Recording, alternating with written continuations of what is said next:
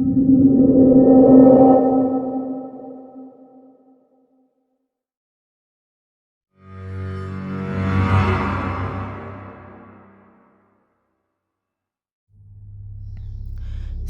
datang di Horror Hauntify, tempat di mana kami menyajikan kisah horor dan misteri. Bersiaplah untuk memasuki dunia kegelapan dan misteri, di mana setiap episode kami mencoba membawa Anda lebih dekat ke nuansa horor. Tetaplah bersama kami, karena malam ini saya akan membuka sebuah cerita yang dikirimkan oleh Murni dari Kalimantan Utara. Kejadian ini terjadi sekitar tahun 2004. Murni tinggal di sebuah rumah panggung bertingkat. Bersama suaminya, dia tinggal di bagian bawah atau lantai dasar rumah tersebut. Sedangkan ayah dan ibunya yang tua tinggal di lantai atas. Selain suaminya Murni, mereka tinggal bersama dua anaknya yang masih kecil dan juga dua iparnya atau adik dari suaminya Murni. Jadi bisa dibilang mereka di lantai bawah itu cukup ramai. Mereka tinggal di pulau kecil tepat di mulut salah satu sungai besar di Kalimantan Utara. Kota di pulau itu cukup ramai, tapi Murni tinggal di bagian desanya karena suaminya yang berprofesi sebagai petani. Murni dan ibunya akan pergi berjualan di kota dan berangkat subuh buta menggunakan angkot. Disclaimer, meskipun mereka sama-sama pedagang sayur, tapi Murni dan ibunya menjual sayur dari ladang mereka masing-masing. Tidak campur karena mereka masing-masing punya ladang sendiri. Kita lanjut. Di desa mereka itu ada sebuah angkot yang tetap dan rutin dan hafal benar jadwal orang-orang di desa tersebut ke pasar dan tahu juga kapan menjemput mereka pulang. Para istri di desa itu kan kebanyakan adalah pedagang sayur yang membawa sayur hasil ladang sendiri ataupun titipan orang lain. Sedangkan masing-masing suami mereka yang bertugas di ladang. Murni dan kebanyakan pedagang sayur di desanya akan pulang sekitar jam 1 atau 2 siang. Dan siang itu Murni baru pulang dan baru saja turun dari angkot.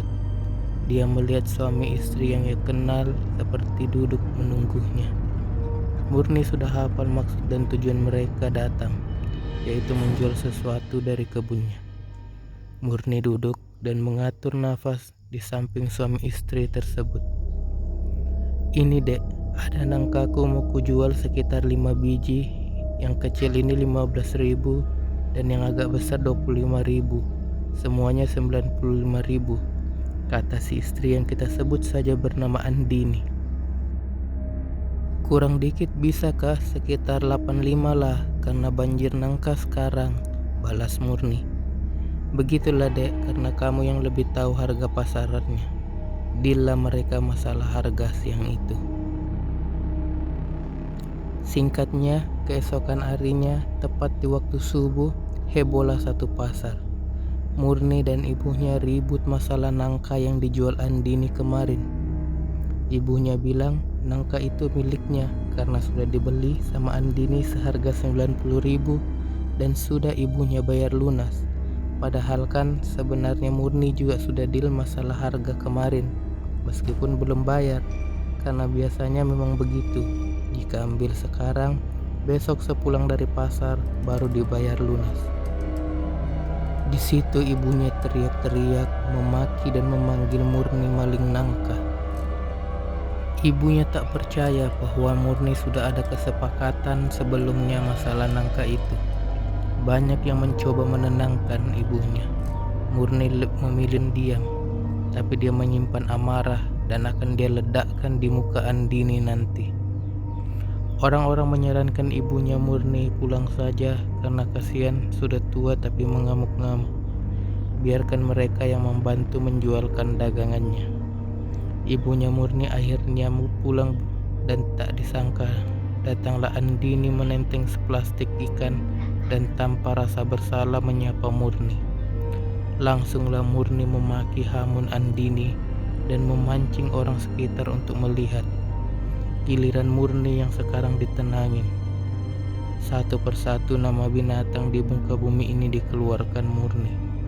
Andini hanya diam dan dengan sedikit menunduk meninggalkan tempat itu. Murni mengakhiri amukannya dengan berteriak, "Perempuan gak punya malu." Setelah kejadian itu, hampir seminggu Andini tidak pernah muncul.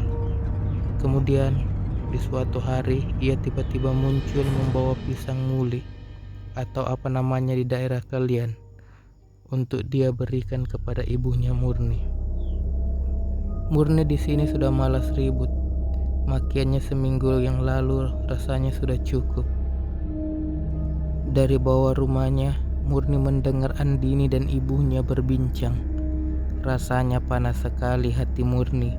Kenapa ibunya lebih memilih memihak kepada Andini dan tidak mempercayai sedikit pun perkataan Murni. Setelah Andini pergi, mungkin karena kebanyakan, ibunya Murni memberikan 2 sisir pisang pemberian Andini ke suami Murni, karena Murni dan ibunya masih belum teguran. Setelah itu Andini kok rasanya jadi lebih sering datang membawakan ibunya Murni buah-buahan, entah pisang, nangka masak atau sirsak. Menurut Murni, Andini ini seperti ingin memanas-manasinya. Wah, gak bisa dibiarin. Murni mencoba mencari celah berbaikan dengan ibunya dan ternyata berhasil. 3 hari selanjutnya, Andini kembali datang membawa pisang raja untuk dijual ke ibunya Murni. Dan sekali lagi, ia tak lupa membawakan buah, kali ini jeruk bali. Murni tahu karena ia mengintip di sela-sela dinding rumahnya yang terbuat dari papan. Setelah Andini pergi, Murni keluar dan basa-basi ke ibunya. "Baik benar anak sulung ibu, selalu bawain buah," kata Murni. "Kalau kita orang baik, orang juga akan ikut baik," jawab ibunya agak menyindir. Ibunya mengupas dan membelah jeruk bali itu, kemudian sebagiannya diberikan kepada Murni. Murni mengambil dan mencoba mencubit sedikit isi jeruk itu. Niatnya dia mau mencoba. Ternyata pahit sekali, langsung dilepeh. Sebenarnya jeruk bali terkadang memang ada pahitnya, tapi dia belum pernah memakan jeruk bali sepahit ini. Rasanya seperti tinggal di lidah. "Kamu ya jangan segitu bencinya sama orang sampai menyangkut pautkan ke makanan. Makanan itu tidak berdosa, kamu yang bermasalah." Ibunya malah menceramai dirinya. Tibalah menjelang maghrib, suami Murni datang dari ladang. Suaminya makan dan Murni teringat dengan jeruk bali pemberian Andini, sekalian mau disuguhkan. Tapi ketika mau diambil, loh kok jeruknya sudah menghitam? Kok bisa secepat itu rusak? Dia ceritakan hal itu ke suaminya. "Ah, paling dia peram terlalu lama," jawab suaminya. Murni akhirnya tidak mengambil pusing akan hal tersebut. Hari berikutnya, ayah Murni turun ke rumah Murni mengatakan bahwa ibunya lagi sakit. Lantas, naiklah ia ke atas melihat ibunya. Sambil memijit lengan ibunya yang terasa sangat dingin, ia berkata, "Loh, mama gak dingin? Kok kipasnya dinyalain? Ini badan ibu dingin kayak es." Dengan lemas ibunya menjawab, jika dia merasa hawa di rumah sangat panas. Cukup aneh menurut Murni. Tapi kondisi ibunya dari hari ke hari ternyata semakin parah. Saking parahnya, ibunya melepas semua pakaiannya karena dia mengaku kepanasan bahkan di malam hari. Hampir sebulan ibunya menderita. Malah sekarang ibunya harus diguyur air di tengah malam karena dia bilang panas sekali sambil teriak-teriak. Murni dan kerabatnya menangis. Gak tega melihat keadaan ibu Murni kayak gitu. Murni sebenarnya tidak mau menuruti ibunya untuk menyiramnya, tapi ibunya selalu berteriak, "Siram, siram, atau habisi saja aku. Aku sudah tidak tahan." Hampir sebulan itu jugalah mereka sekeluarga tidak bisa tidur. Ibunya tidak mau dibawa ke dokter. Katanya dia hanya berharap Tuhan mengakhiri saja hidupnya. Ketika di malam Selasa, seperti biasa, ibunya minta disiram terus-menerus. Tiba-tiba terdengar suara gaduh dari atas seng seperti dilempar banyak batu kerikil. Otomatis mereka semua mendongak ke atas, tapi tidak tahu benda apa gerangan yang menghantam atap seng mereka. Mereka kembali mengalihkan perhatian ke Ibu Murni yang tiba-tiba ikut terdiam, tapi matanya melotot dan menunjuk rangka atap yang tiada pelakonnya. Ada laki-laki hitam. Siapa itu? Dia mau ambil aku. Tolong aku, kata ibunya mengulang-ulang sambil meneteskan air mata. Namun mereka tidak menemukan siapapun yang ada di atas. Hal itu cukup aneh. Sebenarnya sudah banyak orang pintar yang mencoba mengobati ibunya Murni, namun tidak berhasil. Tapi mau tidak mau, besok Murni harus mencari lagi orang pintar hasil rekomendasi kerabatnya. Dia tidak akan pernah berputus asa. Keesokan harinya, Murni berpamitan dengan ibunya untuk menuju ke rumah orang pintar yang dimaksud, yang merupakan suku asli dari pulau tersebut. Tapi ibunya melarang, karena Selasa adalah hari pantangan. Tapi Murni bersikeras karena ibunya sudah semakin parah. Kalau kamu pergi, kamu tidak akan pernah bertemu lagi sama ibu, kata ibunya. Murni menjawab, yang kulakukan hanyalah berikhtiar agar mama berumur panjang. Tenagaku sudah hampir habis menemui semua orang pintar di pulau ini. Bahkan jika harus mendayung ke pulau seberang, aku akan ke sana dan mencari orang itu untuk bisa menyembuhkan ibu. Setelah itu, Murni pergi ditemani tetangganya yang begitu baik hati karena dialah yang merekomendasikan orang pintar tersebut. Desanya cukup jauh dan mereka setelah bersusah payah menemui rumah orang pintar tersebut, belum sempat mereka menyatakan tujuan mereka ke rumah orang pintar tersebut, orang itu malah menyuruhnya pulang. Katanya ibunya akan segera pergi. Insya Allah dia akan tetap ke rumah Murni besok. Jemput saja dirinya. Murni sudah paham maksud dari orang pintar tersebut. Murni di dalam angkot tidak berbicara sepatah kata pun. Matanya mulai berkaca. Dari kejauhan, dia melihat orang sudah ramai di rumahnya dan ada bendera putih di tiang rumahnya. Dia menyeka air matanya yang terbendung, mencoba tegar dan turun dari angkot, tapi tidak dengan kerabat dan tetangganya yang matanya sudah membengkak karena nangis sambil memeluk Murni. Singkatnya, pemakaman ibunya telah mereka lakukan. Murni menipu dirinya sendiri seolah dia tegar. Dia mencoba menyibukkan diri untuk berberes-beres di rumahnya. Kalau ia turun ingin membuang sampah, terlihat seperti siluet seorang wanita sedang berdiri di belakang rumahnya. Tak begitu jelas karena menjelang maghrib. Karena kebetulan ingin membuang sampah di belakang rumah, ia pun berjalan perlahan mencari tahu. Ternyata bayangan itu bergeser ke arah pohon pisang di sampingnya. Murni mempercepat langkahnya, namun tak menemukan apapun di balik pohon pisang itu. Dia berpikir, apakah pikirannya kacau sehingga membuatnya berhalusinasi. Dia bahkan tak menemukan jejak kaki, cuma keadaan tanahnya terlihat seperti habis digali. Bekas galiannya tidak begitu luas, jadi dia berpikir mungkin anjing yang menggali. Keesokan harinya, orang pintar yang mereka temui di hari Selasa itu dijemput datang ke rumah Murni. Dia menjelaskan jika ibunya telah dikirim guna-guna oleh seseorang.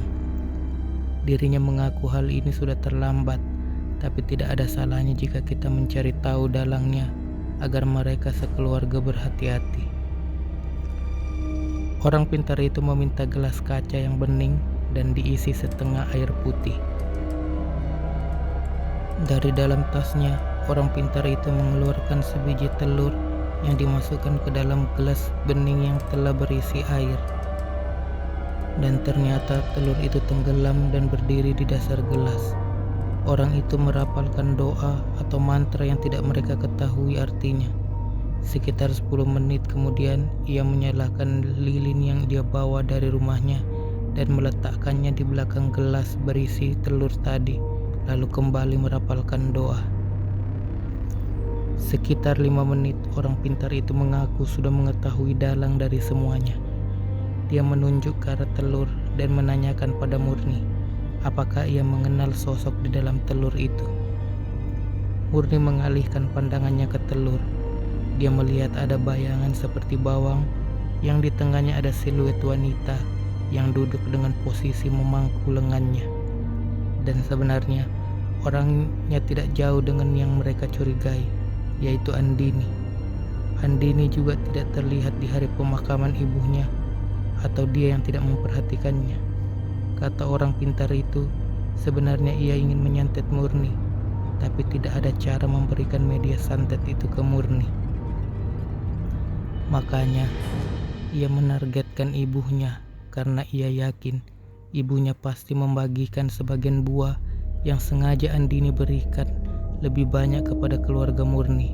Sayangnya, ternyata santet itu hanya kena kepada orang pertama yang menyentuhnya. Ibunya seakan menyerap semua energi negatif itu dan berakibat fatal pada dirinya.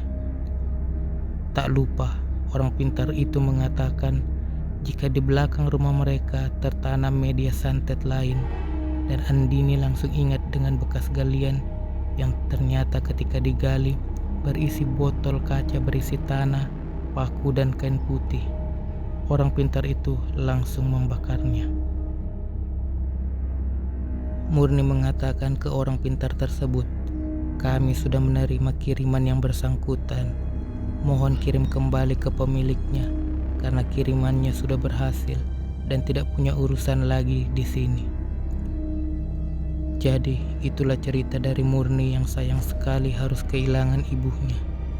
Kabar terakhir, Andini setelah kejadian itu, kata tetangganya rambut Andini berguguran, hampir botak, dan menderita penyakit kulit. Kini ia dibawa ke Sulawesi untuk berobat, dan entah bagaimana lagi kabarnya sekarang. Murni tak berminat mencari tahu. Al-Fatihah untuk Ibunda Murni. Semoga ada pelajaran yang bisa kita petik, agar kita bisa selalu menjaga sikap dan lisan kepada sesiapapun, dan berpikirlah untuk melakukan sesuatu yang buruk secara gegabah. Jika kamu punya kisah horor yang bisa dikongsikan di sini, share di hororontify@gmail.com. Dan terima kasih karena telah menonton. Assalamualaikum.